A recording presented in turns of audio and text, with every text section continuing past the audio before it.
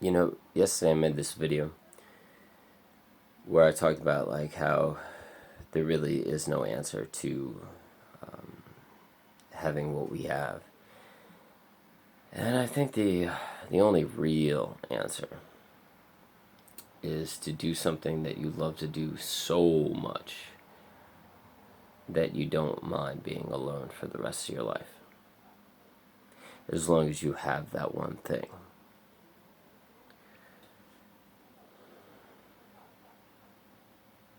Because most of us are going to be alone for the rest of our lives.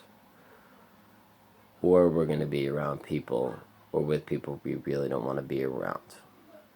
Because all the good people, they find, God damn it, man. Do I have to shut this fucking window?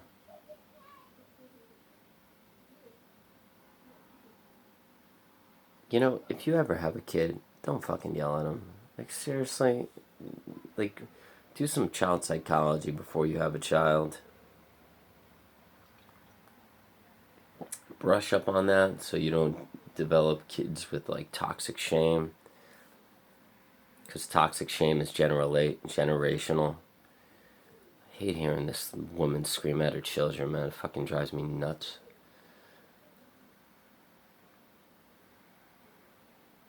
Kid's like 3 years old, dude. So anyways, yeah, and I think that's the biggest problem when you have our issues, because when you live a half life, especially if you have borderline personality disorder or bipolar or clinical depression, you essentially live a half life because it's very difficult for you to keep jobs. So most of us are on like SSI and things like that. So I don't know, it's just hard for us. And most of us come from families where our families we don't have the biggest family units, where the families aren't like functioning correctly, where the families never have functioned correctly.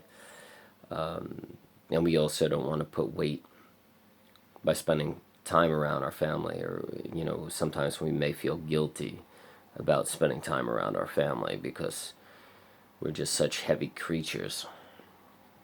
And I think that's the problem. I think we're just such heavy creatures.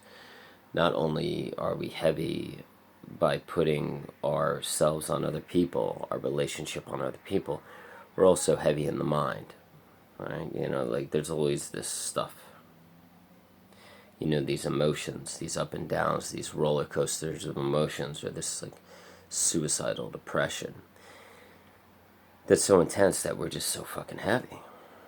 It's like yesterday I was extremely like suicidal and just frustrated at the fact that I was even alive. And today I woke up and I was totally happy. And I had a really good dream last night. I had like one of these love dreams where I was romantically in love with this girl. And I woke up and I was happy-go-lucky. And I think my dreams have a lot to do with my overall well-being, my overall emotional health, for sure.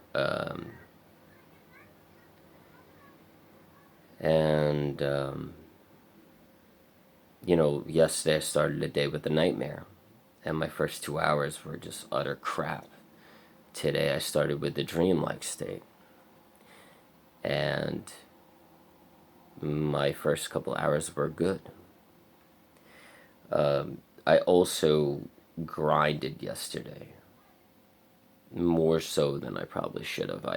But I'm getting to a point where I'm like, I have to do things that are extremely meaningful, and I don't care if I am by myself all day. I am doing things that I want to pursue. And if I'm alone in those missions, I'm alone in those missions. Because it sure as hell beats sitting at home all day and not having anybody. And you're going to be lonely regardless. You're not going to have the life that average people have. There's no getting past that shit. And usually the people that you attract are people that have the same illnesses or issues as you do. You know, they're caught up in drama, they're caught up in, you know, drugs, alcohol. You know, they've been divorced and they have children, or they like are sarcastic, or they're passive aggressive, or they haven't healed yet, or they, but mostly they're into alcohol and drugs, and they're not true friends. You know, and it's just like, and I'm starting to realize that, like, and they're not, they don't really have that much confidence, you know, and that's who, like, unfortunately is around us most of the time, because, like, we don't have the superpowers of an average person that it takes to attract caring, loving, you know, just people that have their shit together. You know, we attract more people that don't have their shit together. And I mean, and the only way, I guess you could say, didn't mean to rhyme there, to attract people that have their shit together is if you try your goddamn best to have your shit together. And one of the ways to do that is to just focus on something that you love enough that you get to the point of mastery in it where you don't need other people, right? And when you get to that level, your confidence might go up, your need for alcohol and drugs might go down. You'll enter the present moment more because you're mastering something and you're entering this flow state. If you want to study the flow state, I would highly recommend watching some YouTube videos on the flow state. That's what it's called. You know, but it's got to be a healthy thing. Like, for me, it's basketball, like, all the freaking way. Like, you know, and there's days I'm like, well, why the hell am I doing this? And the answer is that it's the only healthy fucking thing that I have, because I'm alone a lot. Most people have jobs. I can't have a job. And if you want to know why I don't have a job, just watch video 142. I explain it. But it's just like, so what do I do with my time when everybody else is gone? I spend it by mastering one thing. Steve Jobs, this famous tech guy, Steve Jobs once said, get really good at two things and don't dabble in anything more than two things. Stick to two and really focus and master those two things, and just spend your life mastering two things, and you'll be fulfilled. As long as those two things are meaningful and healthy. Not only healthy for you, but healthy for others. You know, Eckhart Tolle once said, I could do whatever I want to do today as long as it doesn't cause suffering to me or cause suffering towards others.